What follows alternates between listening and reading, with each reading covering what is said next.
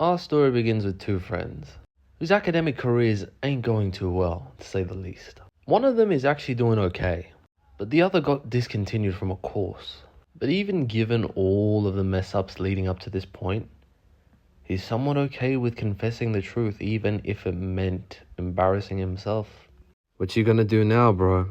Only way out is through. Ain't you worried about your parents? Been saved by them my whole life. I gotta do this on my own. I gotta fight my own battles. Sorry, Victor. I wish I could have helped more. Nah, man. Don't worry about it. I've been raised on all mommy and daddy's money. Least I can do is show that I can maintain it.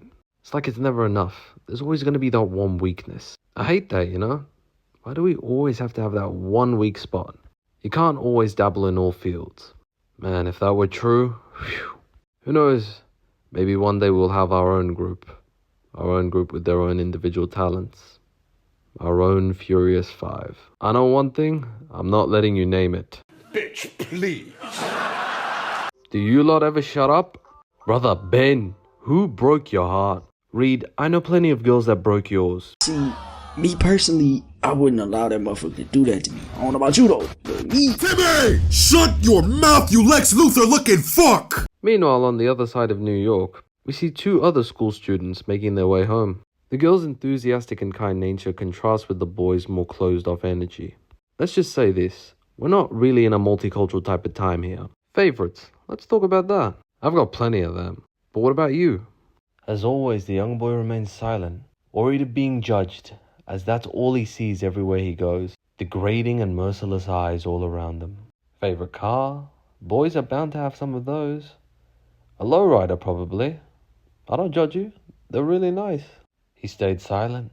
Could you at least tell me what you want to be when you grow up? He was worried to say. He was afraid of being judged. All of the racial stereotypes that were used against him. It was like he could trust no one. And that moment was where he heard it. A sound that terrified every black soul in the 80s.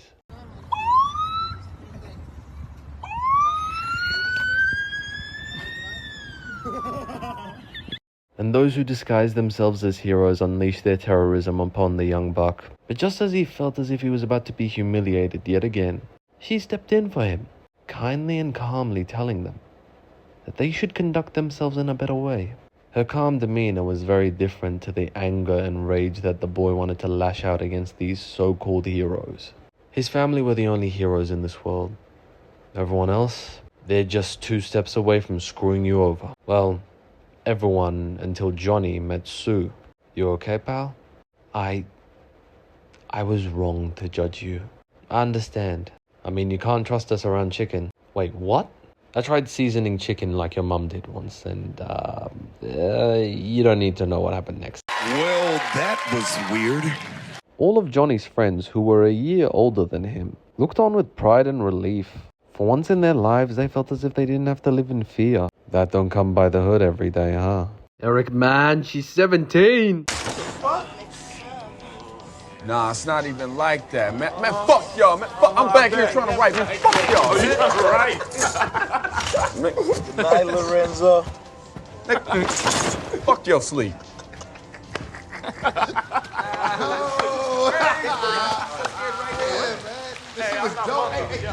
And from a distance itself, Victor did notice the young girl's bravery. I guess the world ain't so hopeless after all. Well, at least I think. Damn, she kinda cute. Got a nice little frame. Maybe I should get that number. See how the booty work.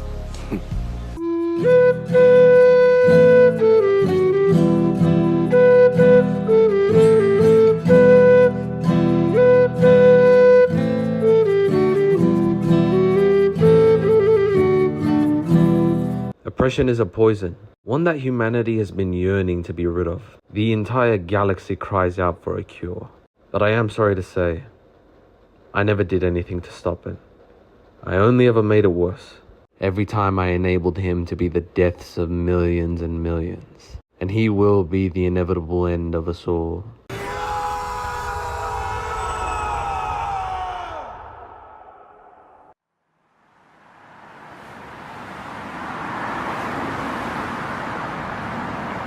Ben, you gotta be bullshitting.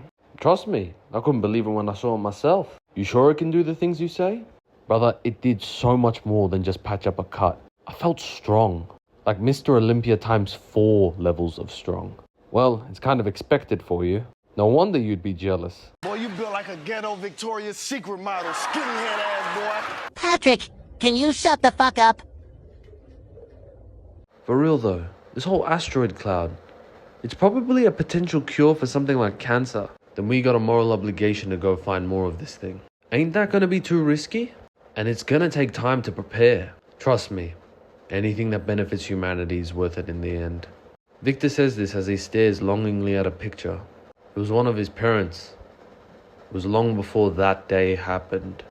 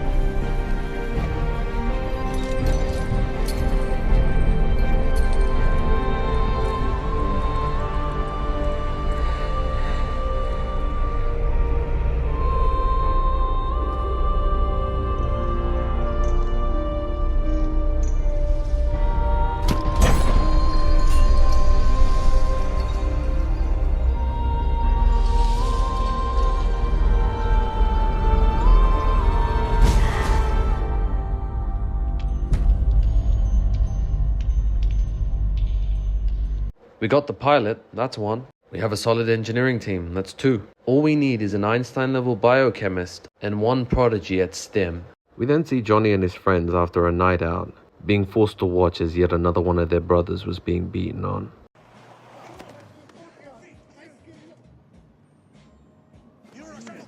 What's going on with this motherfucker?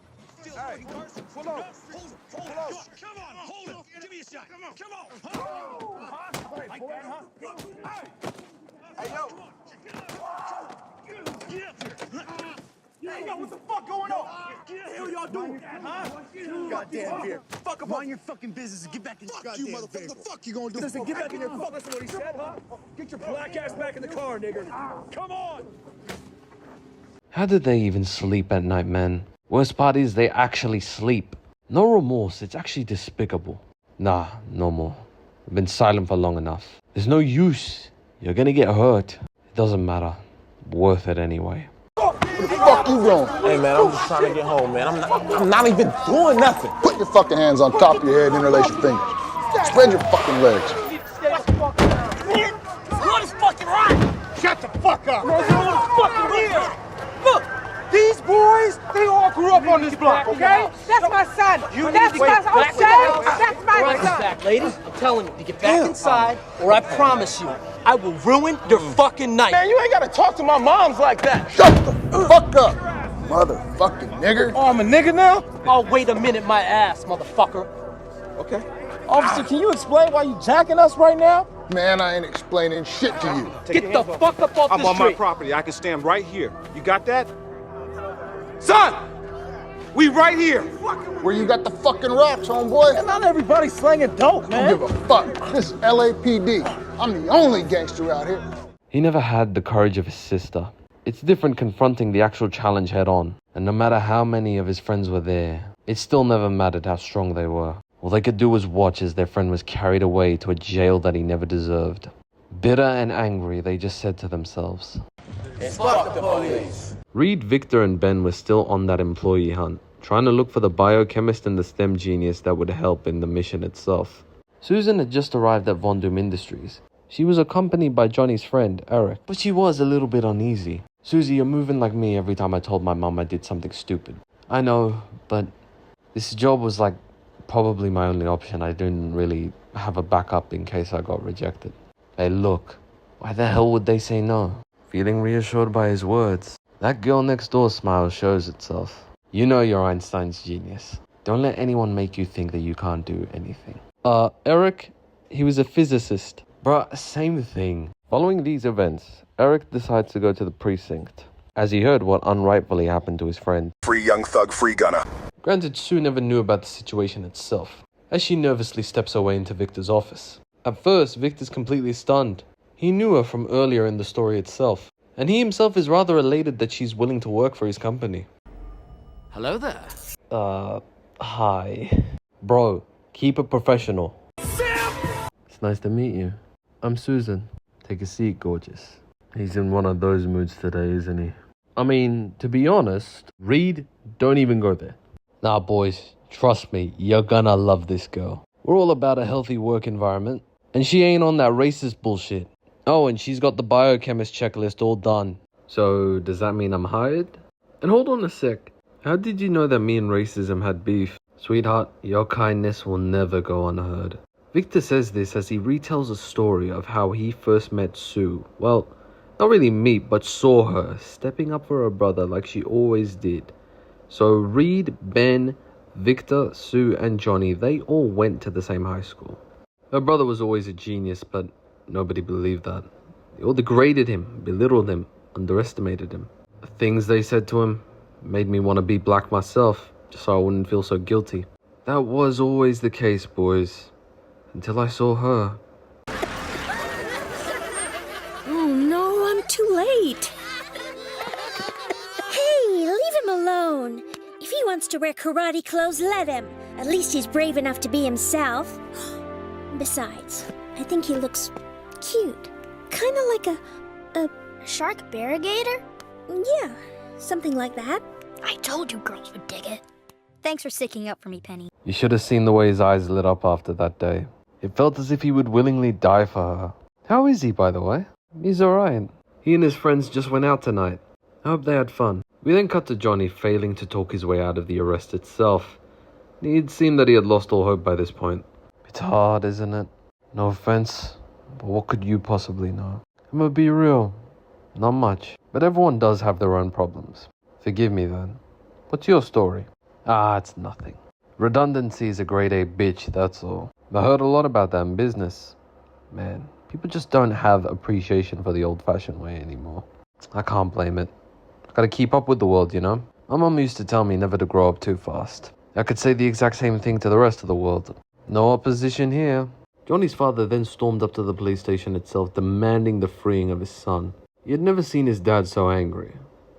Well, he has seen him angry, but not this mad. Johnny walked him out of there, trying his best to sedate the anger itself. Sorry about this, Dad. Why are you sorry? I worried you tonight.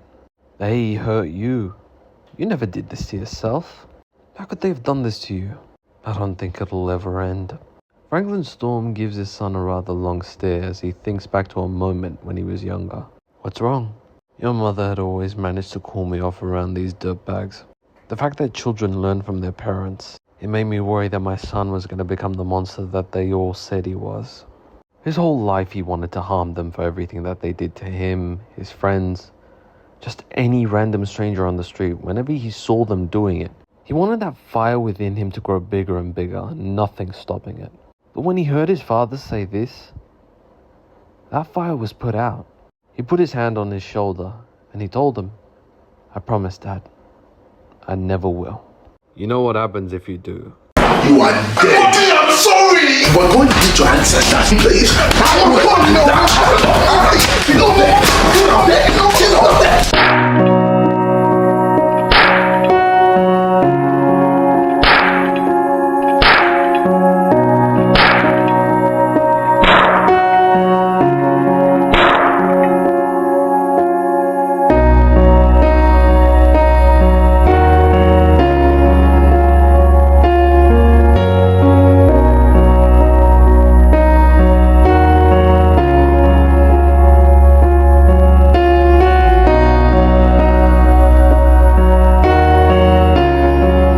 Johnny, I got a job for you. Look, I don't know if any place is willing to hire, to be honest. Now don't worry, they recognize your talent. I made sure they did. Sue's working there as well. Well, I guess it wouldn't hurt to try. But I'll be real, you'll be working for a white guy. Here we go again.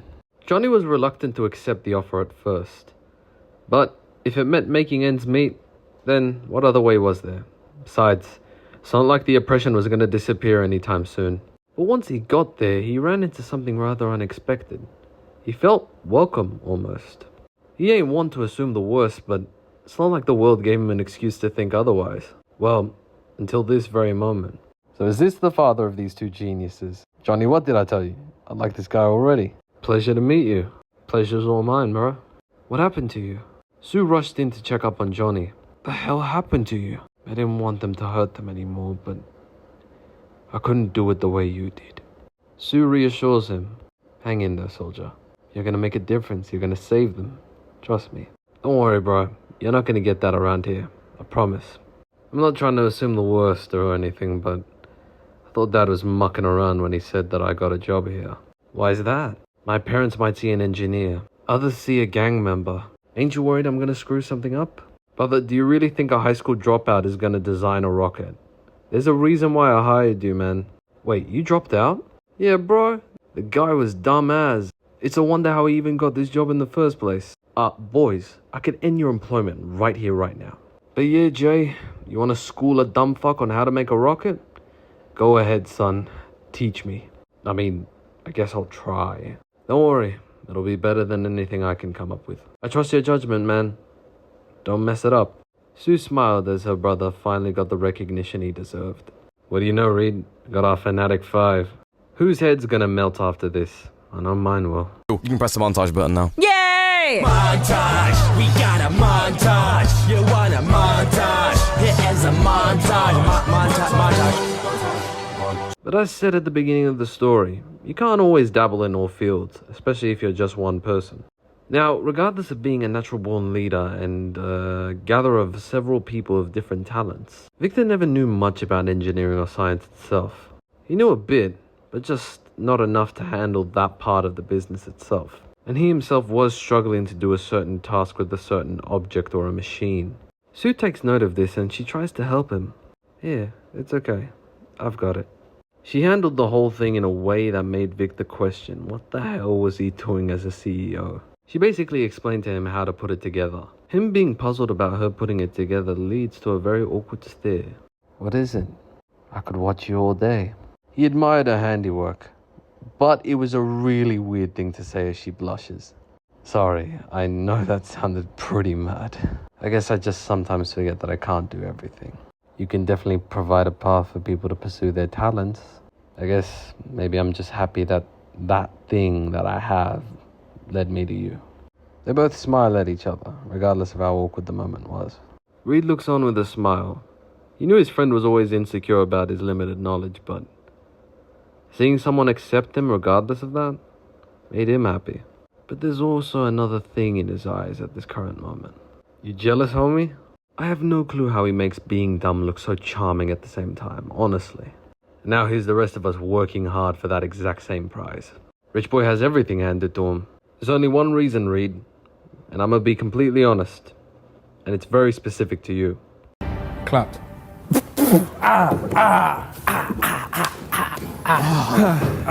Jesus. You dirtbags are all the same. It's not as bad as my situation. Imagine liking someone and them being your adopted sister. Now that's just fucked. You really gonna give her the Alabama slammer? I know both you and Victor want to. Nah, I'm not gonna bother. But know this, you break her heart, I'ma break your neck. Duly noted. I do not want smoke. Got it. Whatever you say, homie. We then cut to the person that Johnny was talking to in the police station when he was getting arrested. He was sat there hopeless, wondering about the things that got him to this moment. That and redundancy being a grade A bitch in his life. And Happy Hogan steps out, saying it's important Stark Industries business. He calls out asking for the special effects lead, and Quentin Beck steps out to greet him. Happy says that Tony Stark learned about his hologram tech and he's been offered a job at Stark Industries to develop it further. Beck, you have the ability to change the world with your creation. Elated, Beck agrees to the job offer. We cut back to Beck in the bar as more and more of it fades away, and then to a shot of Beck working at Stark Industries on his tech. Back to Beck as the camera pulls closer. We then get the scene from Civil War where Tony brushes the tech aside and names it Barf. Back to Beck, where we hear this voiceover. "You're fired," echoing over and over as his face forms into an enraged scowl. The crew themselves are now ready to go into space and discover more of this asteroid cloud, hopefully bring back more samples to Earth in order to cure the world as they intended to from the beginning. Granted, once they were up there was an engine failure in the rocket itself, which never should have happened, and whilst they were observing the asteroid cloud itself, the rocket's lack of control had lunged them into the asteroid cloud, which resulted in them being blasted miles away.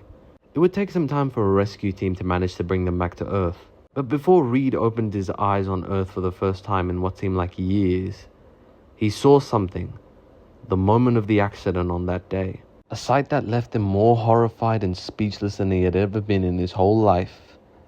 As before him, he saw the death of our very illusion. The death that stalks us all. The end is coming, and none of you have the power to stop it.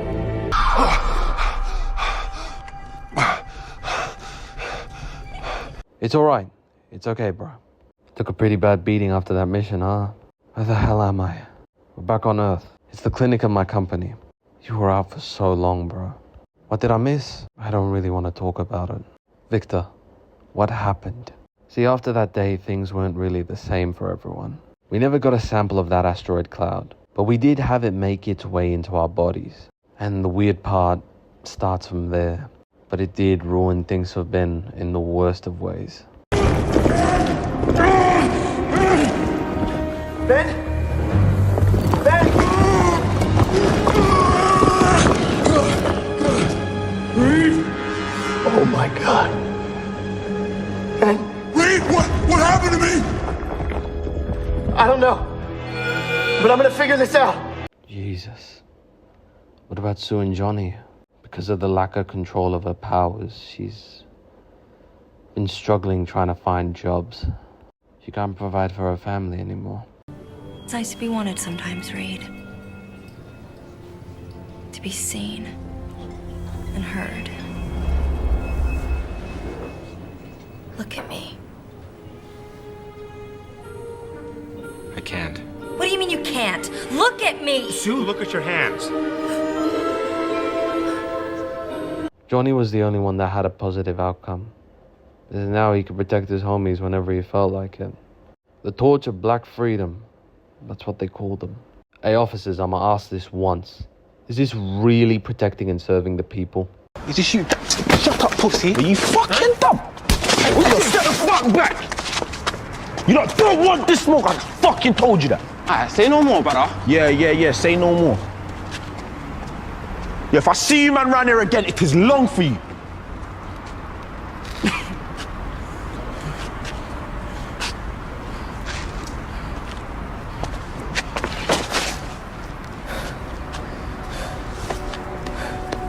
Good. And all of that because of Von Doom Industries. Maybe I am happy that Mum and Dad aren't here to see how I fucked up. But you seem real shook. What happened, bro? What did you see? I don't know. I think something is coming, man. Something that I don't think we're ready for. And I don't think we're gonna know each other for that long. He's probably on his way right now. And there's nothing we can do. Easy, buddy. I'm always gonna be here with you. Nothing's gonna change that. I promise. No, this guy, he's different. He's more threatening than anything that we've ever known in our lives. And before we knew it, we could... The end is near, bro. The end is coming. And we can't stop it. I'm sorry, pal, but I don't get it. I don't know what it is. It doesn't matter. We should all be preparing to say our goodbyes. We then see Johnny, who, after stepping up for his friends, goes home to see Sue rather defeated after yet another failed interview. Everything okay, Susie? Another failed interview. Hang in there. You're bound to find something. I don't think I will. Are you forgetting? It's you. You're bound to find something. And they'd be stupid not to take you, remember? She smiled, reassured as always. The group then see a man beating on a woman. The guy was literally one of them, Someone who was vulnerable to police brutality itself, and he was just proving them right. But Sue never was one to back down when people were being hurt. As she tries to go and prevent the situation from getting any worse, Johnny stops her. "Don't do it. You don't know him like I do. You might get hurt. I can't let them suffer. I gotta do this." Who do you think you are? Yo, what you talking about? You know what I'm talking about, punk. You hit my sister like she was a fucking man. Shit, I'm busy going through my pants while I was asleep. My sister don't need to steal nothing from your broke ass, all right? Let's take your ass home. I'm not scared of you.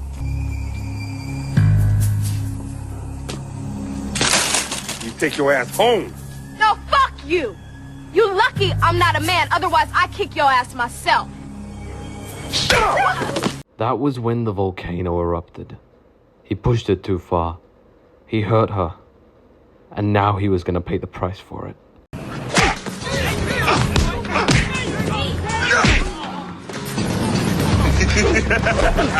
That's all you got.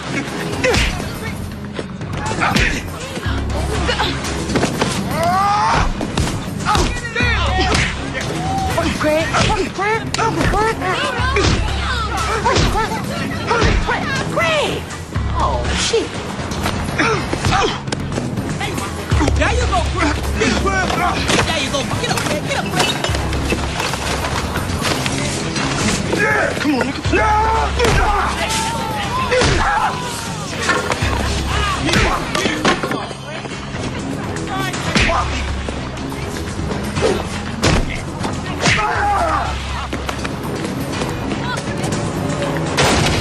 Shit, God. Keep it up. Damn.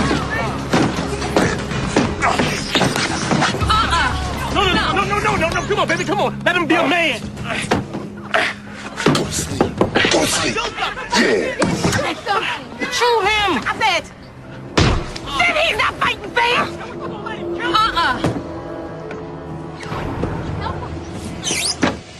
I've been down before. Look, I've been down before. I told him better than this. Craig, get up. Get up, Craig. Come on, Craig. Come on, Craig. Told y'all. You want some? Beat him down, beat you down. Who else wants some? Who else wants some of D-Ball? Well. Craig, get up. Get up, Craig. Come on, Craig. Come on, Craig. Fair enough, Craig. Fair enough. There you go. All right, baby. Hey, punk.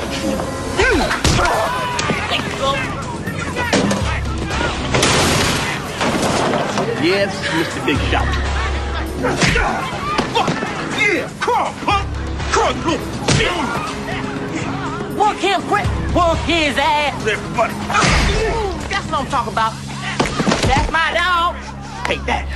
That's my dog. Say that right, Mom. That's my dog. That's my dog. That's my dog. Kitty pie. And anybody got to say anything, you let me know. That's my dog. You okay? Craig. No. Cupcakes, leave him alone now. Let him be a man. I taught him good, didn't I? Now who's the punk?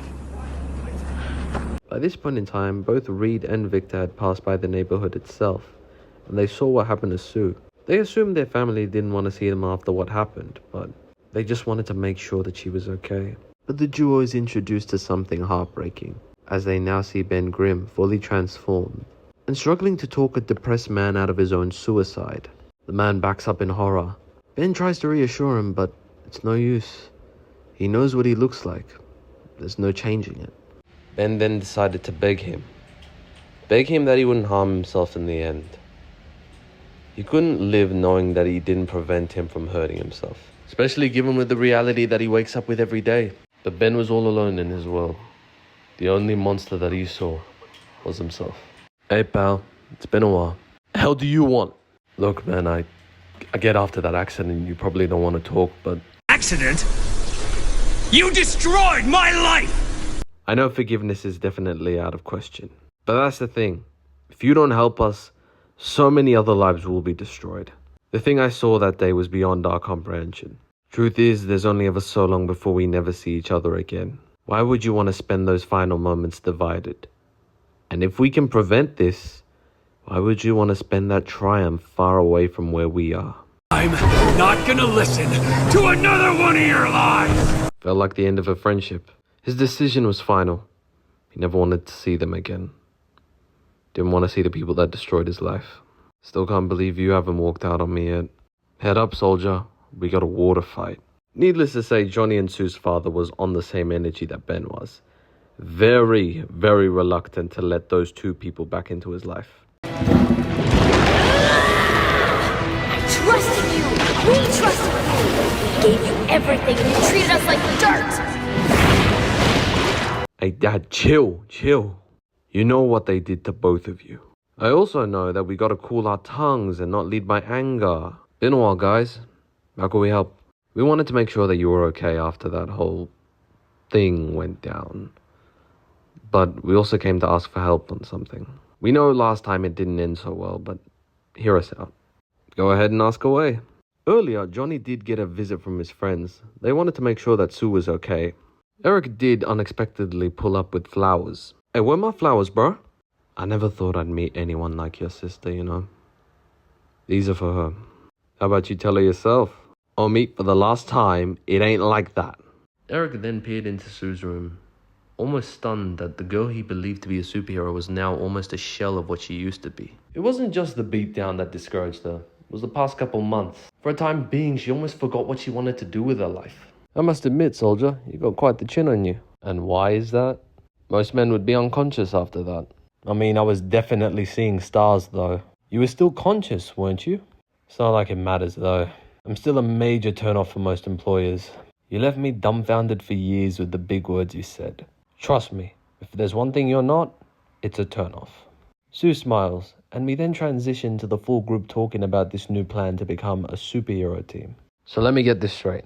You're telling me that some massive purple alien hell-bent on engulfing the whole world is coming to destroy us one day, and the only thing stopping that is us? I doubt we'd do anything, to be honest. The Earth is like a gumball to him. We don't know when exactly. He could be years away from us. By that time, we can probably think of something. And in that meanwhile, there's plenty of other threats to deal with. You got the assets of a billionaire company by your side. I reckon we can do it. Maybe we might stop him before he gets here. The future is unknown to us, but we can at least try to stop him.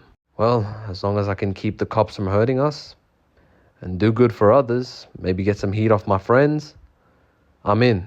If that's the case, then count me in too. You better hope that this doesn't get my children killed. Otherwise you will hear from me, and you won't hear the end of it. Don't worry, nothing is gonna happen to them. I'll make sure of it. We then see the results of a science experiment gone wrong attacking the town itself, as the group realize they have their first mission and priorities. Truth is, it was easier said than done, and they did struggle at first. That was until Ben showed up. Ben? What are you doing here? You're probably the only people that aren't gonna run away from me. Figured that I'd at least do something, since no place is gonna wanna hire this thing, whatever it is. They managed to defeat the creature and exterminate it once and for all. And their bravery is shown throughout all news coverages. And those news coverages reach Owen Reese, Reed and Victor's former high school teacher turned businessman, who was fired from Von Doom Industries due to redundancy and advancements in technology. He was the one that sabotaged the mission at the beginning of this story, and it caused them to get all their powers. As he looks to see his revenge incomplete, he looks at the TV saying, "Your father was one hypocrite, Victor. He ended my world before he could even get started. So I'm gonna take that away from him, even if he ain't around to suffer. How about I give you and your little team something you're not ready for?" We then see Victor. The man is in the middle of a nightmare itself. The burden of his parents' loss all those years ago took a toll on the boy himself, for he was submerged in guilt for the rest of his life because of that one night. You were born to Thomas and Martha. It can't be. It can't.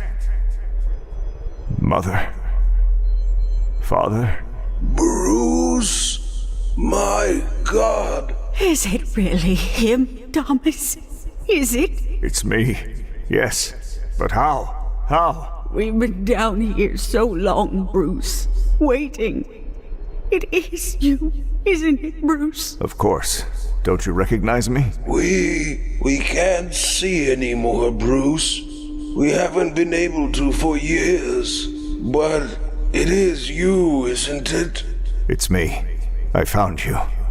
I found you. Oh, if only I could see you, Bruce. What I wouldn't give to see.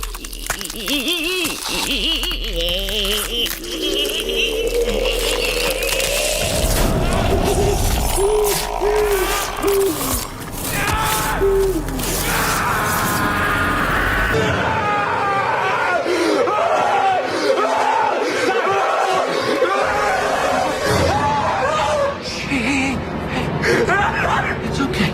It's okay. The night had shaken the team to their very core. Victor never knew the shooter, but the stalemate had lasted years on end. He said everything was fine, but the team never believed it. They had never seen him so low, especially since he was the optimistic one out of all of them. We transitioned to a couple days later whilst they're training. You're not gonna jump, are you? No, I'm just trying to get a good vantage point. Good thinking. Don't have to come with me. You should go easy. You took a beating. Surprised you noticed. Saw you leave during the fight. Yeah, well, it's not something I wanted to watch.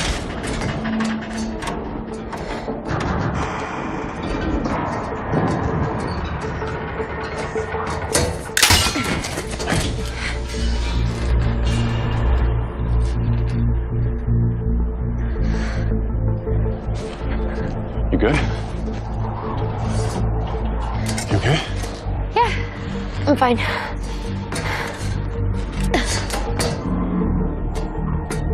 This is high enough. No, we need to go higher.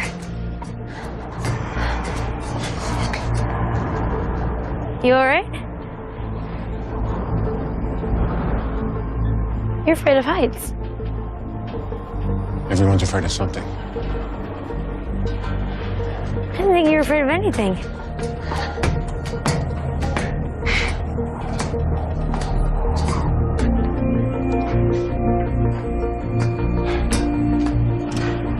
Come on, Tris.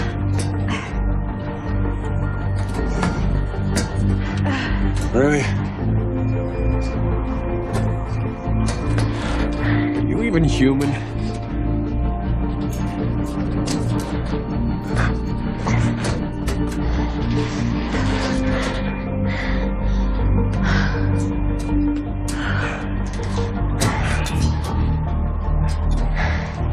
This isn't so bad.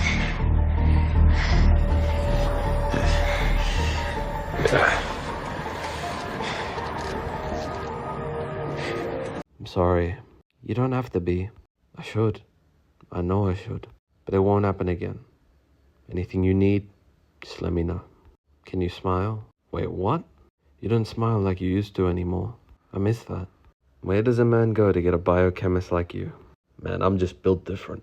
Reed looks on smiling. Johnny then jokingly nudges him, saying, I think she's made her mind up, bro. Don't worry. Plenty of other fish in the sea. Fuck's sake, Johnny. The whole city managed to admire the crew and their work itself. Whilst they're not training and researching about their powers, they usually muck around with Johnny's friends in the meanwhile. We basically transition to a night out and see what it looks like with them. But Ben really wasn't feeling the fun of the whole thing. People found that it was hard to look at him. His rocky exterior made every social situation a nightmare. His insecurities inevitably swallowed him whole. Hey, brother. The hell do you want? We were friends once, bro. Figured out we can make amends. All that wealth of yours is bound to find me a cure. You reckon you could do that? Believe you me, I'll try everything in my power. You clearly can't tell sarcasm, can you? If you weren't such a deadbeat, maybe I wouldn't look like this. Ben! It's alright, Reed. It's okay. Whether you think it or not, Ben, that engine failure was not meant to happen then. It was no one's fault that we were like this. Stop killing the mood. You put this guy through enough. It's easier to say when not everyone thinks of you as a monster. Both Reed and Victor decide to give him space. They knew he definitely didn't want to talk right now. But Ben was then hit with something unexpected. I watch this, and then I come back and I see him trying to sell thing burgers. Yeah. You want that to go again, sweetie? The Thing Burger. He's on Thing Burger. I love it because he's like, I don't know what's worse, doing commercials or doing that movie. The Thing Burger. I don't want to eat that shit after seeing how depressed and sad this motherfucker is. You see him looking at it, he's like, what the fuck is this? I can't eat this. I'm a pile of fucking rocks. I can't eat this shit. I don't suppose I could get your number. No, I didn't think so. She's like, you ain't sticking that dick in me. I don't have one. It is rock hard. Oh, God, Jesus. You two look terrible. Really? How'd you figure? Nah, forget how I figured it out. But here, I'm gonna do something that makes you laugh. Wait, what's going on? You, my friend, are about to unlock your inner gang member. And everything is alright. I got a beat from Kim, and she can fuck all night. Called up the homies and I'm asking y'all, which park are y'all playing basketball? Get me on the court and I'm troubled. Last week fucking Brown got a triple-double. Did I say it? Did I say it? No. Say it! Say that shit! Freaking niggas every way like MJ. I can't believe today was a good day. I'm totally gonna fuck him tonight. Can I watch? Because I kind of want to fuck him too now.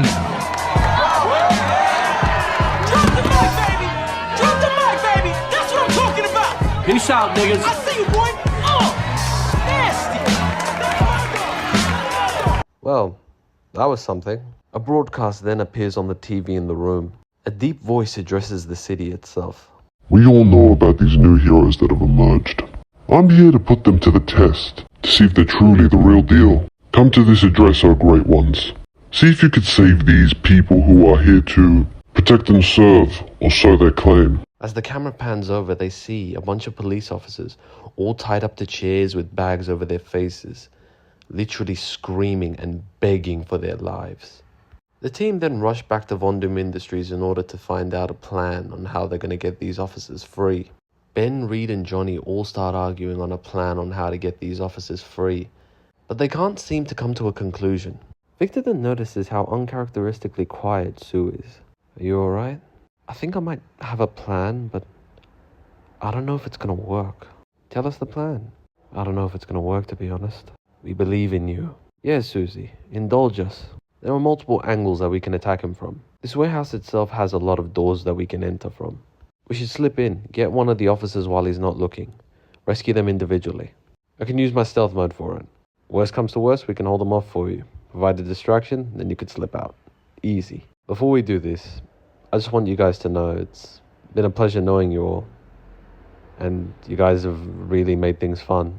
I'll admit, I've never felt so belonged in any other family other than my own, and I'm just glad I met all of you. Let's pull a drive-by, homie. You know what, Kurt? But things didn't go as planned when they arrived. This mysterious figure had kept planting seeds into Ben and Johnny's heads. He was slowly trying to turn them against their own morals. Why risk your life to save these people? Aren't they just going to subject your friends to more pain? Do you really believe that they're worthy of your forgiveness? You can't just throw shade and expect them to be better. Everyone deserves a second chance. But you're not going to get there if we attack them. The same things happen every day, Johnny. I don't think there'll be an end to this oppression that they cause. He then turned to Ben. And what say you, Mr. Grimm? Why are you still associating yourselves with the people that destroyed your life? It wasn't their fault. That whole day was a series of events that never should have happened in the first place. The Von Dooms have an infamous reputation. When things aren't under their control, they tend to make the worst decisions. I know because something like that happened to me. Truth is, redundancy ain't good for nobody. But what made them want to leave someone as helpless as I was out in the cold with nowhere to go? Victor looked to the ground ashamed as he remembered the man that his father fired all those years ago. Head up, soldier. We got a war to fight. They managed to free all the police officers, but due to the weight of the battle, the warehouse starts to crumble. Victor's trying his best to hold off Owen Reese while he can, and Sue's trying to help him too. But this guy's a lot stronger than what they believed. Victor saw her fall. He was only injured. He managed to get her out the way, and he remembered the day that they got their powers. He knew he wasn't going to let anything like that happen again. Look, you guys get out of here as soon as possible. I'm going to hold them off. We can't just let you die here. I promised that I was never going to ruin your lives again. I'll be fine. Just make sure you get to safety. With the entire warehouse crumbling, the team managed to get themselves out, along with everyone else that was still left in the warehouse. whilst Victor and Owen are fighting it out. But by the time everyone had left the warehouse, it was too late. Their own resentment against each other had led them to their inevitable deaths as the warehouse came crumbling down on top of them. We then transition to a couple weeks later, in which we see the team, still broken over the loss of Victor.